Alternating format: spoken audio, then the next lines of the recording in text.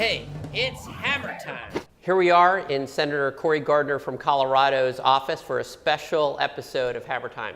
Senator Gardner, thank you for joining us. Well, thanks for having me. It's an honor to be a guest on Hammer Time. Now, I was a little bit confused because you're from Yuma. It's confusing to everybody. It's so funny because in Colorado, when I say I'm from Yuma, everybody knows it's Yuma, Colorado. But and I say I'm the senator from Colorado, and they'll say, "Well, where are you from?" I'll say, "Well, Yuma," and they'll say, "Oh, Yuma, Arizona."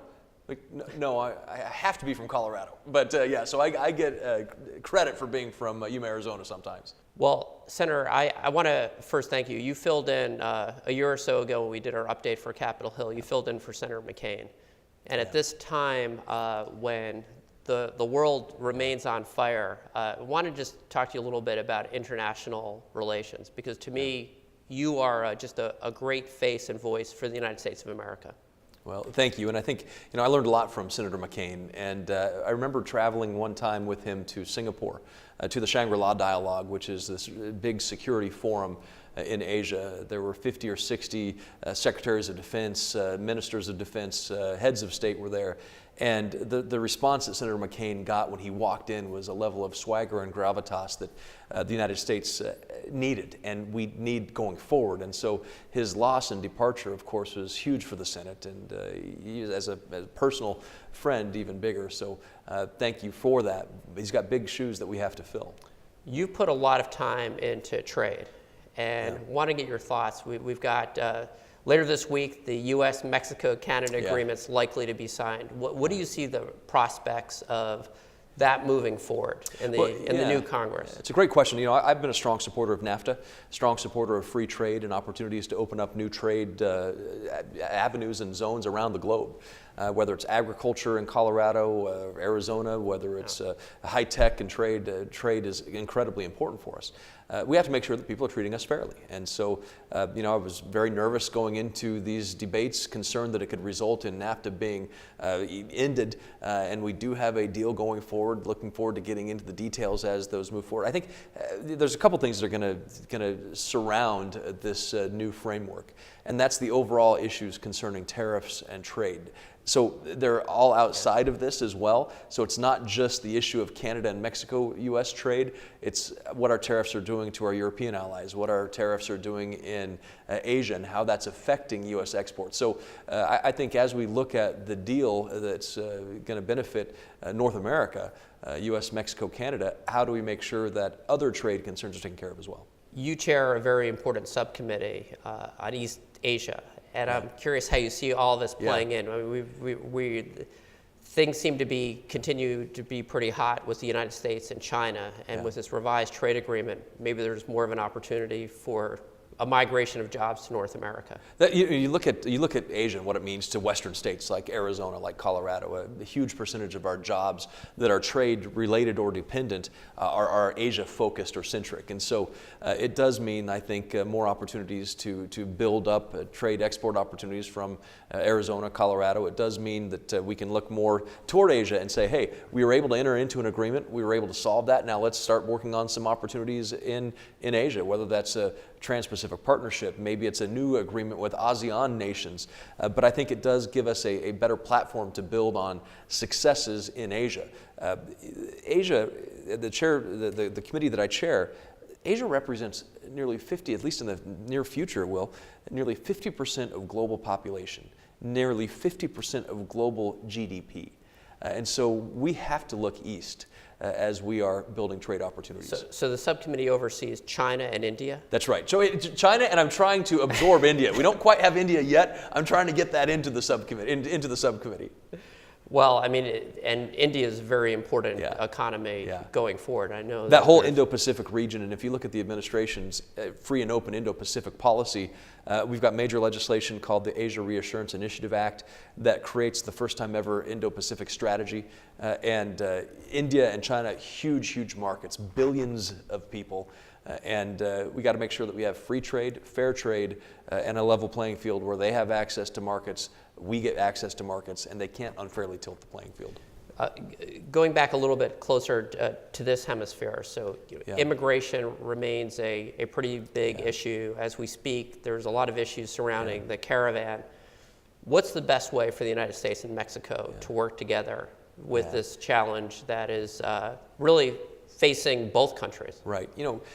North America is only as strong as its weakest component. And any nation that suffers from an economy that is lagging, or corruption, or drug trafficking, or narcotic problems, and the crime that we've seen, we all suffer as a result. So it's in the U.S. interest to see a strong Mexico. It's in the U.S. interest to see a strong economy in Central America. And as I look at immigration, I look at our economy too and say, we don't have, one of the biggest concerns I hear in Colorado going around the state is we don't have the labor we need. And that could be labor from, yes, fixing roads, but it's also our hospitals and our engineering firms. They just need more people. And so immigration is a huge part of making sure we have the workforce to build it out. We hear the same things, where we have more jobs open in Arizona than people to fill them. And it's workforce. It is workforce. And so let's build that workforce. Let's create an immigration policy that works. Let's secure the border, because every nation has to have a secure border, and the sovereignty of nations has to be respected. So let's build our neighbors' economies. Let's help them deal with corruption and drug violence. Let's secure our borders, and let's create an immigration system that works. We have a new president in Mexico, or Mexico is going to have a new president take office December 1. What's your read thus far? I mean, there seems to be some mixed signals on the business side with AMLO coming in. I think there's a chance for refresh here, to really establish a new relationship that we lacked or didn't have for whatever reason. So I do think that this will give us a chance to perhaps start with a new plan on securing both borders. So Mexico's interest on the southern and northern borders is valid as the U.S. issues on the northern and southern borders. So we need to make sure that we together create those understandings of security, that we can help Mexico grow its economy. We can reduce crime and violence in Mexico, which takes the pressure off of people wanting to leave. And it's not just Mexico. Obviously, we're talking about Central America as well, where we even see more people coming through than we have Mexico in recent years. I wonder even if there's a role for Canada to play when we talk about North American migration. There is, and I think Canada, being that critical North American partner with Mexico, the United States, has a vested interest in a strong Mexico as well, a strong Central America as well. Because going back to what I said, where we're only as strong as our weakest component, they want North America to be that strong country as well, or that strong region as well. And so for Mexico to be strengthened with ties in Canada, for Central America, the leadership that Canada can provide, it really does make a big difference. Yeah, no, again, I just think with what's going on in Venezuela, Honduras, El Salvador, Guatemala, for the United States, Mexico, and Canada are sort of going to have to be the ones that figure this out together. We are, and I mean, you think about the values that we as Western, United States, Canada possess, and you look at the values that China or a Russia want to assert, and they really do find themselves at odds with what we stand for. Canada, the United States, stand for opportunity, freedom, free economies, transparency, rule of law, and that's what we have to make sure. Venezuela is moving toward. El Salvador is moving toward. That Mexico can continue to stabilize itself with some of the reforms they've made in the past.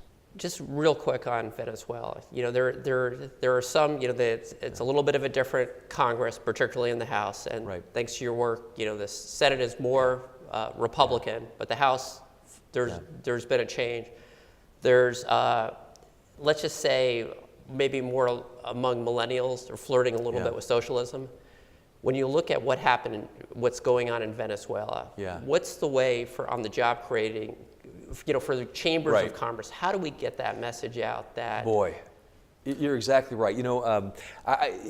President Trump in the United Nations address here a while back said something that I think, I hope everybody recognizes because it's true. He said, Venezuela is not an example of failed socialism. It's socialism at work. And I hope people recognize this is what happens when you have a government that decides it can nationalize, federalize, whatever you want to call it, the private sector, and inserting itself into places where it shouldn't belong, and you end up with a government that can do great damage to its people. Colorado is a rich energy state, and I think in a past life I got to meet you when I was running the Solar Energy Industry Association, and you were a great friend of all renewables, including wind. A report just came out, the fourth assessment on climate. how should the United States be pursuing its energy policies? Yeah, I think we have to look at this as a way I think a core sort of free market principle. That we know that if we can develop energy sources that are cleaner burning, that people want and desire, there's a great market solution for concerns over pollution, climate change, and emissions. And that's why I've been a strong and staunch supporter of clean energy, whether it's solar, wind, geothermal, whether it's opportunities to help the portfolio standards in Colorado succeed. I think that's what we've been looking at. And that will reduce emissions, that will reduce carbon.